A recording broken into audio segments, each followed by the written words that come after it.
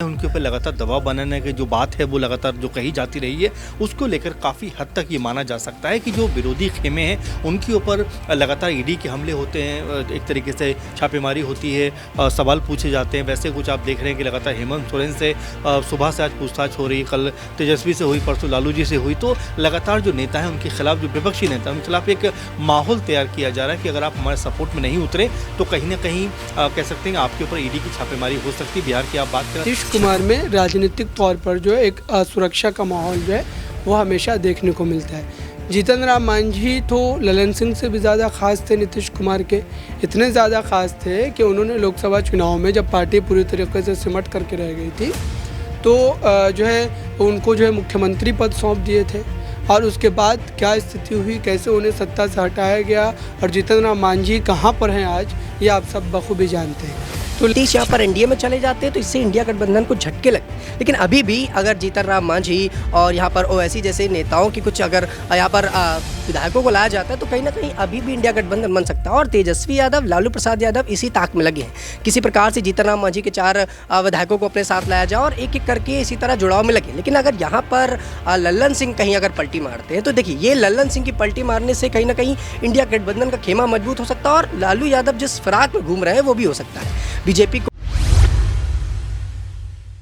बिहार की सत्ता में एक बार फिर से परिवर्तन हो चुका है और इस परिवर्तन के बाद से देखा जाए तो एक बार फिर से भारतीय जनता पार्टी की जीत 2024 के लोकसभा चुनाव में नजर आ रही है, क्योंकि बिहार की 40 लोकसभा सीटों को लेकर अब अहम दावे किए जा रहे हैं और इन्हीं दावों के बीच अब लगातार अटकलों का दौर एक बार फिर से तेज हो चुका है। क्या पाला बदलते हुए नजर आएंगे अब तमाम दिग्गज नेता या फिर नहीं, क्योंकि बगावती सुर देखा जाए तो कई राज्यों में सुनने को मिल रहे हैं कई दिग्गज नेताओं की तरफ से। ऐसे में अगर रुख कर लिया जाए बिहार में तो इन दिनों बिहार में जिस तरह से नीतीश कुमार अब पलटी मारते हुए नजर आए हैं तो उनके करीबी दिग्गज नेता और जेडीयू के पूर्व अध्यक्ष ललन सिंह को लेकर अटकलों का दौर तेज हो चुका है। आखिरकार ललन सिंह क्या वाकई में अब बगावत करते हुए नजर आएंगे, क्या उनके भी कड़े तेवर देखने को मिलेंगे? इसी पर चर्चा करेंगे आज न्यूज रूम में बैठे हुए तमाम सहयोगियों से। नमस्कार, मैं प्रांशु राठौर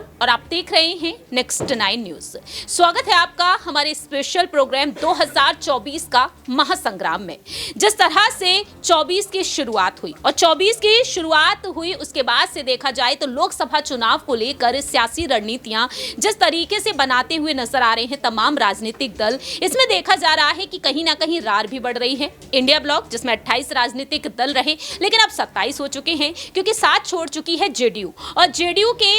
राजद से अलग हो जाने के बाद अब सवाल ये खड़े हो रहे हैं कि बिहार में जेडीयू के पास जो 16 सांसद हैं, 17 सांसद हैं बीजेपी खेमे में, कांग्रेस के पास 1 सांसद है और बाकी की तमाम राजनीतिक दल हैं जो एनडीए में शामिल हैं। तो ऐसे में यहां पर कयासों का दौर लगातार जारी है,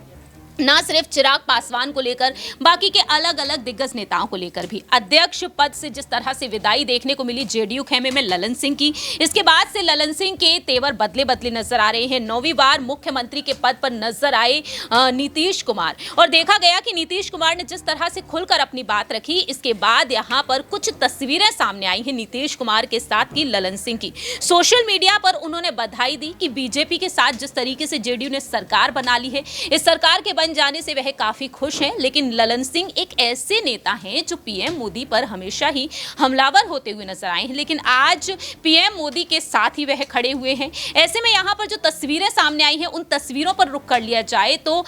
उन तस्वीरों में उनका उदासी भरा चेहरा नजर आ रहा है। आखिरकार यहाँ पर इनकी इस उदासी की वजह क्या मानी जाए? जिस तरह से ललन सिंह ने आज कांग्रेस नेता राहुल गांधी पर हमला बोला तो फिलहाल उन्होंने अटकलों पर विराम लगा दिया कि राहुल गांधी पप्पू हैं और पप्पू ही रहेंगे। वह इस तरह से सोशल मीडिया के जरिए अपनी बात रखते हुए नजर आए हैं। लेकिन ललन सिंह को लेकर जो अटकलों का दौर तेज होता हुआ नजर आया, तमाम दिग्गज नेताओं से संपर्क साधा गया है कांग्रेस की तरफ से, राजद की तरफ से। क्या ललन सिंह के लिए भी यहां पर एक बड़ी पहल देखी जा सकती है? सबसे पहला सवाल हम यहां पर लेना चाहेंगे हमारी सहयोगी अमन जी से। आखिरकार बिहार की सत्ता पर इनका क्या कुछ कहना रहेगा? महाराष्ट्र में हमने देखा एक बड़ी टूट नजर आई, शिवसेना में विधायक एकनाथ शिंदे के साथ बगावत कर बैठे और उद्धव का गुट पूरी तरीके से टूट कर बिखर गया और आज हालात ये बन चुके हैं कि गिने चुने विधायक और सांसद उनके पास बचे हुए हैं जिन्हें आसानी से गिना जा सकता है।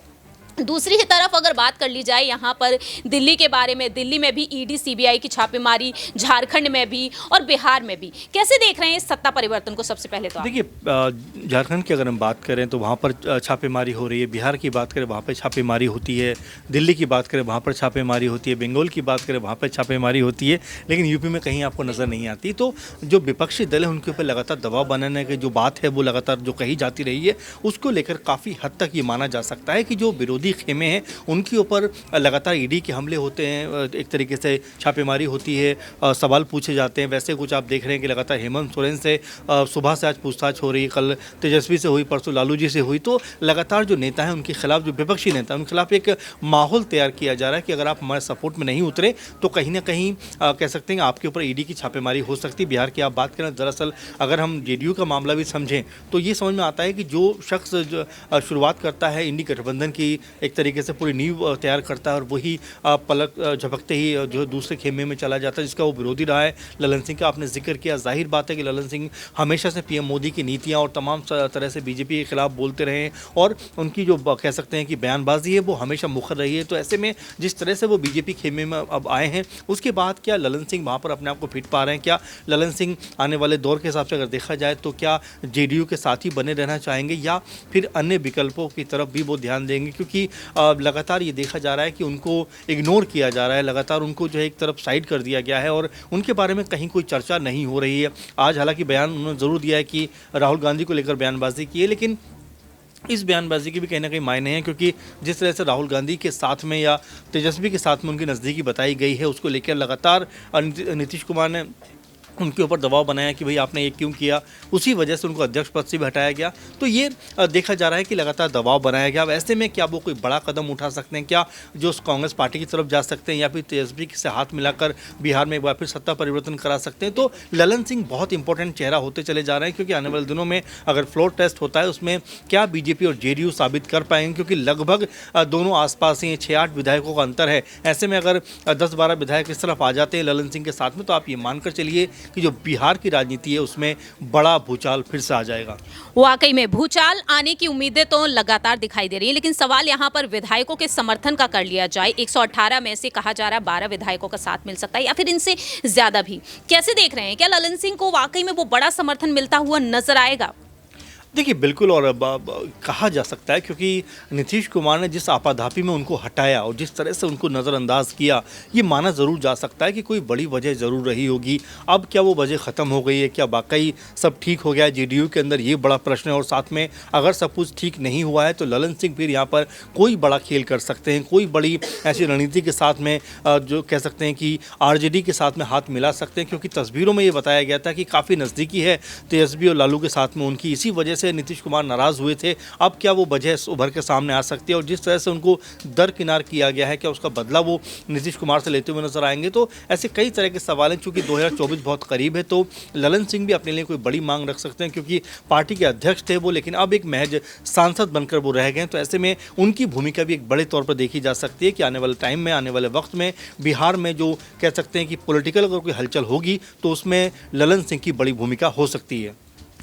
वाकई में आने वाले समय में यहाँ पर यही देखने वाली बात होगी कि अब यहाँ पर लालू प्रसाद यादव और साथ ही साथ तेजस्वी यादव का साथ पाते हुए नजर आएंगे ललन सिंह या फिर नहीं, क्योंकि सत्ता में एक बड़ा परिवर्तन ललन सिंह के चलते देखा जा सकता है। और अगर ऐसा होता है तो नीतीश कुमार के लिए किसी झटके से कम नहीं माना जा सकता है। अगला सवाल यहाँ पर अबरार से लेना चाहेंगे कि आखिरकार ललन सिंह को लेकर उनका क्या कुछ कहना रहेगा। जिस तरह से नीतीश कुमार का उनका साथ जो देखने को मिल रहा है 38 सालों से, ऐसे में कैसे देख रहे हैं ललन सिंह वाकई में यहाँ पर कड़े तेवर दिखाते हुए नजर आते हैं तो जेडीयू को कितना भारी नुकसान होता हुआ नजर आ सकता है?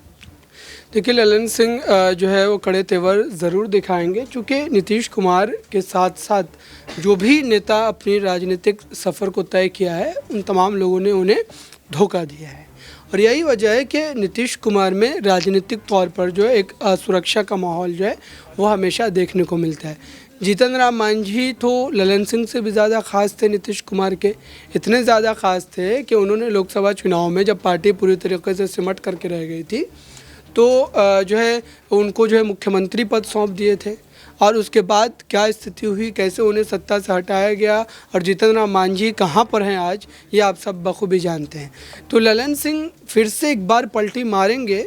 और मुझे लगता है कि 2024 के लोकसभा चुनाव से पहले ही मारेंगे, क्योंकि बिहार में वैसे भी इस वक्त अगर कोई सबसे बड़ी पार्टी है तो वो आरजेडी है। आरजेडी का जनाधार है अपना, भाजपा का अपना जनाधार है, लेकिन जेडीयू जो है वो दो नाव की सवारी करती है और दो नाव पर चढ़ करके हर बार वो चुनाव लड़ते हैं, विधानसभा के अलग, लोकसभा के अलग। लेकिन इस बार का जो 24 का चुनाव भले वो जैसे तैसे जो है नैया उनकी पार लग जाए, लेकिन जब 25 के चुनाव होंगे विधानसभा के तो उसमें पूरे तरीके से हाशिए पर पहुंच जाएंगे, क्योंकि अब देखिए किस तरीके से उनका फिगर गिर रहा है।